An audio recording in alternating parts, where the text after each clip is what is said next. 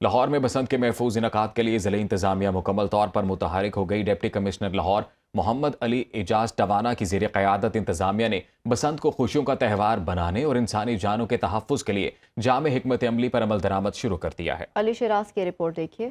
بسنت قریب، تیاریاں تیز، لاہور انتظامیہ متحرک، شہریوں، تاجروں اور مینوفیکچررز کی رجسٹریشن کے لیے آن لائن پورٹل فعال ہے۔ اب تک 15 ایسوسی ایشن سمیت 870 مینوفیکچررز کی رجسٹریشن مکمل۔ پتنگ بازی کا سامان فروخت کرنے کے لیے 1413 سیلز پوائنٹ اور 258 تاجروں کو بھی رجسٹرڈ کر لیا گیا۔ ضلعی انتظامیہ کی جانب سے صرف سوتی دھاگے سے بنی ڈور کی اجازت ہوگی۔ خطرناک مواد سے بنی ڈور پر مکمل پابندی عائد ہے۔ 1.5 تاوا گڈے کی چوڑائی 40 انچ اور لمبائی 34 انچ مقرر ہے۔ اسی طرح پتنگ کی چوڑائی 35 انچ اور لمبائی 30 انچ مقرر ہے۔ مقررہ سائز سے بڑے گڈے کی اجازت نہیں ہوگی۔ انتظامیہ کے مطابق 1 سے 8 فروری تک سامان کی ترسیل کی اجازت ہوگی۔ ضلع لاہور کی حدود سے باہر سے پتنگ بازی کا سامان منگوانے پر مکمل پابندی عائد ہے۔ جو خرید و فروخت ہے اس میں ٹریڈنگ اور مینوفیکچرنگ جاری ہے۔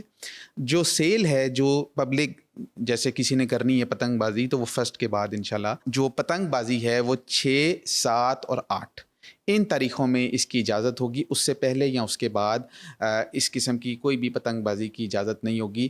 موٹر سائیکل سواروں کی حفاظت کے لیے سیفٹی راڈ کی تنصیب پر خصوصی توجہ دی جا رہی ہے۔ ضلعی انتظامیہ نے شہریوں سے اپیل کی ہے کہ قواعد و ضوابط پر عمل کریں تاکہ بسنت کو محفوظ، خوشگوار اور یادگار بنایا جا سکے۔ کیمرامین علی اصغر کے ساتھ علی شراز، سنو نیوز، لاہور۔ حکومت پنجاب نے پہلے پارکوں میں بسنت منانے کی اجازت اور بعد میں پابندی کا اعلان کر دیا۔ شہری اب اپنے گھروں کی چھتوں پر ہی بسنت منا سکیں گے۔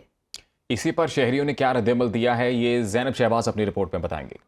حکومت پنجاب نے پارکوں میں بسنت منانے کے لیے اجازت دی تھی، لیکن بعد ازاں اس پر پابندی عائد کر دی گئی۔ اب شہری کس طرح سے اپنی چھتوں پر بسنت منائیں گے، آئیے انہی کی زبانی جانتے ہیں۔ مجھے یہ لگتا ہے کہ پارک میں ایزی ہو جاتا تھا اگر وہ کرتے، کیونکہ چھت پہ آپ کو پتہ ہے کسی کے گھر میں چھت ہوتی ہے، کسی کے گھر میں نہیں ہوتی، چھوٹی ہوتی ہے، بڑی ہوتی ہے، تو اس وجہ سے پارک میں زیادہ ایزی ہو جاتا۔ یہ 20 سال پہلے جب جاری تھی تو جاری رکھتے، اپنا کنٹرول کرتے، جو الیکٹرک وائر ہے اور تندی ہے جس سے گردنیں اترتی ہیں، نہیں پارکوں میں نہیں ہو سکتی۔ پارکوں میں یہ سارا اتنی مالیوں نے محنت کی ہوئی ہے تباہ کر دیتے ساری بچے۔ گھروں کی چھتوں بھی ٹھیک ہے، بہترین ہے، کیونکہ پارکوں میں نہیں، وہ چیز نہیں ہے، وہ اونچی جگہ ہیں اور بآسانی بسنت منائی جا سکتی ہے۔ شہریوں نے تو ملا جلا رد عمل دے دیا، مگر اب دیکھنا یہ ہے کہ آنے والے دنوں میں شہری کس طرح سے اپنے گھروں کی چھتوں پر پرجوش ہو کے بسنت مناتے ہیں۔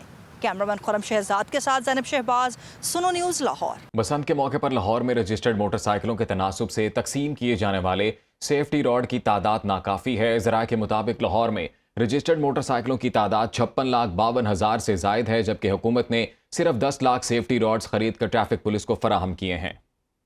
اب تک ٹریفک پولیس کی جانب سے 1.5 لاکھ سے زائد موٹر سائیکلوں پر سیفٹی راڈز نصب کیے جا چکے ہیں۔ لاہور میں بسنت کے موقع پر مذہبی ہم آہنگی اور امن امان کو برقرار رکھنے کے لیے دفعہ 144 نافذ۔ پتنگوں پر مقدس کتا، مذہبی مقامات یا کسی شخصیت کی تصویر لگانے پر پابندی لگا دی گئی۔ کسی ملک یا سیاسی جماعت کے جھنڈے کی تصویر والی پتنگوں کی تیاری، خرید و فروخت اور استعمال پر 30 روز کے لیے مکمل پابندی عائد کی گئی ہے۔